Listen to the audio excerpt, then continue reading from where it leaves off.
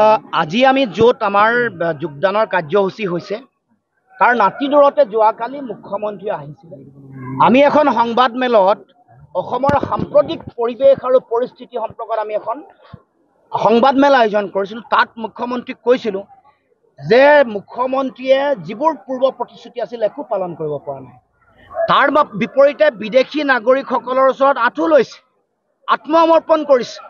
নিৰ্লজ্জভাৱে আত্মসমৰ্পণ কৰি তেওঁ আমাৰ মাটি ভেটি বিদেশীক দিব খুজিছে, 43 বছৰ বিদেশী বোজা জাপি দিব খুজিছে।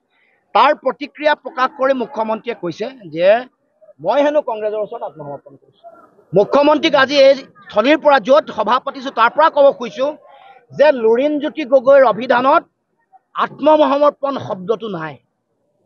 আপুনিহে বাৰে বাৰে বিভিন্ন সময়ত আত্মসমৰ্পণ আৰু বিশ্বাসঘাতকতা কৰি আহিছে। লুৰিণজ্যোতি গগৈয়ে বিগত সময়ছোৱাতো কাৰো ওচৰত আপোচ কৰা নাই, আত্মসমৰ্পণ কৰা নাই। আহি থাকিব লগা দিনসমূহতো যেতিয়ালৈকে জীয়াই থাকিম না কাৰোবাৰ ওচৰত আত্মসমৰ্পণ কৰিম, না কাৰোবাৰ ওচৰত আঁঠু ল'ম, না কাৰোবাৰ ওচৰত আপোচ কৰিম। স্পষ্ট কথা, আমি কংগ্ৰেছৰ কাষত সহৱস্থান কৰিছোঁ কেৱল মাত্ৰ জাতীয় স্বাৰ্থৰ কাৰণে যুঁজ দিবৰ কাৰণে। দেশৰ যিটো পৰিৱেশ পৰিস্থিতি, য'ত দেশত বাইপলাৰ মোড অফ ইলেকশ্যন চলিছে, ভোট বিভাজন ৰোধ কৰিবৰ কাৰণেহে আমি কেৱল মাত্ৰ সহৱস্থান কৰিছোঁ। সেইকাৰণে মুকলিমূৰীয়াকৈ ক'ব পাৰোঁ কংগ্ৰেছৰ লগত আমাৰ আদৰ্শৰ অমিল আছে, আমাৰ দৰ্শনৰ অমিল আছে। আমি আমাৰ চিন্তা, দৃষ্টিভংগী, আদৰ্শ আৰু দৰ্শন আমি নিজে আগবঢ়াই লৈ গৈও আমি বিজেপিক পৰাভূত কৰিবৰ কাৰণেহে তেওঁলোকৰ লগত থিয় হৈছোঁ। অসমৰ মুখ্যমন্ত্ৰীয়ে কেনেকৈ আত্মসমৰ্পণ কৰিছে সেইটো কথা যদি আপোনালোকে চাই দেখিব, ইতিহাসৰ পৃষ্ঠাৰ লুটিয়াই চালে দেখিব যে অসমৰ মুখ্যমন্ত্ৰীয়ে আচুক বিশ্বাসঘাতকতা কৰি হিতেশ্বৰ শইকীয়া অসমৰ মুখ্যমন্ত্ৰী আগৰ তেওঁৰ ওচৰত আত্মসমৰ্পণ কৰিছিলে, কৰি কংগ্ৰেছলৈ গ'ল। বহুদিন কংগ্ৰেছলৈ যাওঁতে তেওঁৰ যিটো অবৈধ বাংলাদেশ যিটো প্ৰীতি, অবৈধ বাংলাদেশী বা বিদেশী প্ৰীতি, সেইটো আমি দেখিবলৈ পাইছোঁ। কেনেকৈ কি কাম কৰিছিলে, কি নকৰিছিলে। তাৰপিছত তেওঁ যেতিয়া হাৰদা লুই বাজাৰ কেলেংকাৰী তদন্তৰ গতি এটা লাভ কৰিলে, তেওঁ জেল যোৱাৰ, তিহাৰ জেললৈ যোৱাৰ পৰিৱেশ আহিলে, তেওঁ তাৎক্ষণিকভাৱে আত্মসমৰ্পণ কৰিলে। তেওঁ বিজেপি, RSS, ৰাম মাধৱৰ ওপৰত আত্মসমৰ্পণ কৰি বিজেপিলৈ দৌৰি দৌৰি গ'ল। তাৰ পাছত তেওঁ বিশ্বাসঘাতকতা আচুক কৰিছে, আলফাক কৰিছে, তেওঁৰ প্ৰথম গুৰু ভিহু ফুকনক কৰিছে, প্ৰফুল্ল মহন্তক বিশ্বাসঘাতকতা কৰিছে, হিতেশ্বৰ শইকীয়াক কৰিছে, তৰুণ গগৈক কৰিছে, সিদ্ধাৰ্থ গোস্বামীক কৰিছে, ৰাম মাধৱক কৰিছে আৰু সৰ্বানন্দ সোণোৱালক কৰিছে। এইটো কথা মানুহে দেখিবলৈ বাকী নাই। দ্বিতীয় কথা, আৰু কেইটামান কথা, যদিও কথাবোৰ দীঘলীয়া হৈছে কৈ যাব খুজিছোঁ। 3টা কথা কৈছে যে জাতিৰ কাৰণে যিবোৰ ভাল কাম কৰিছে সেইবোৰৰ বোলে প্ৰশংসা নকৰিলেও মই বাধা দিব নালাগে। দ্বিতীয় তেওঁ কৈছে যে মই হেনো লাজ পাব লাগে। তৃতীয় কথা, মোৰ হাও লাগিব বুলি কৈছে। আৰু চতুৰ্থ কথা, এফিডেভিট দিয়াৰ কথা। গোটেইকেইটা কথাৰ উত্তৰ আপোনালোকক সুযোগ পাইছোঁ কাৰণে দি থৈ যাব খুজিছোঁ যে আপুনি কৰা ভাল কামৰ তালিকাখন দিছোঁ।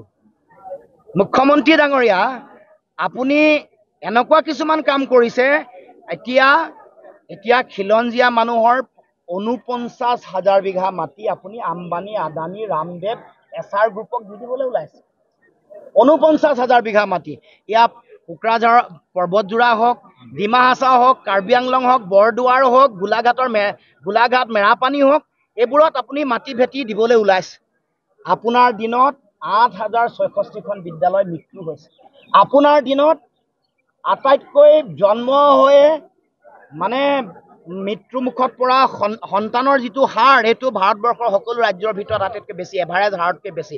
বেলেগ ৰাজ্যবোৰত যিটো গড় হাৰ সেইটো 20 গৰাকী মানুহ মৃত্যুমুখত পৰে, আপোনাৰ ইয়াত 22 গৰাকী মৰে। 0 পৰা 5 বছৰত মৃত্যুমুখত পৰা শিশুৰ সংখ্যা দেশত 30 গৰাকী, আপোনাৰ অসমত 35 গৰাকী মৰে। ড্ৰপ আউট মানুহ যিটো ছাত্ৰ ছাত্ৰীৰ সংখ্যা দেশৰ ভিতৰতে অসমৰ স্থান দ্বিতীয়। এইবোৰ আপুনি কৰা কামৰ উদাহৰণ মই দিব খুজিছোঁ।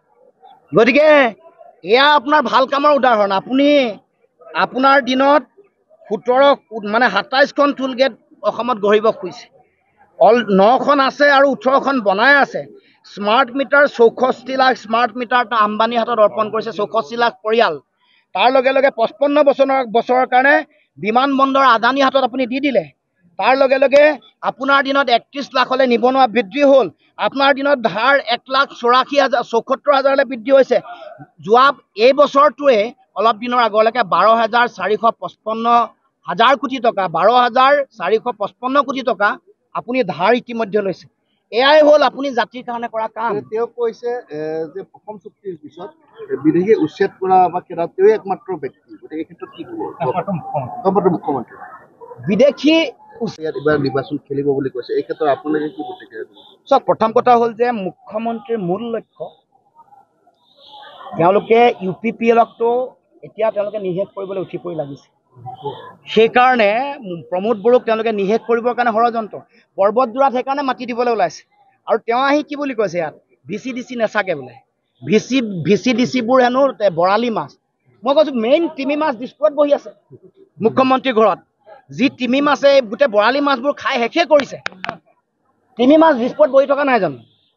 গতিকে তিমি মাছ নিজে আছে দিছপুৰত বহি, আৰু ইয়াত থকা বৰালিবোৰ তেওঁ শেষ কৰাৰ যিটো ষড়যন্ত্ৰ। গতিকে মই কৈছোঁ যে তেওঁৰ লক্ষ্য হ'ল BTRখনক তেওঁ লুণ্ঠনৰ থলী হিচাপে ব্যৱহাৰ কৰিব খোজে।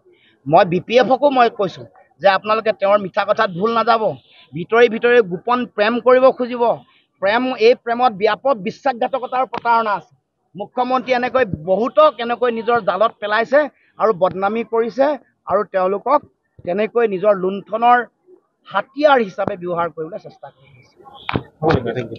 হ'বনে?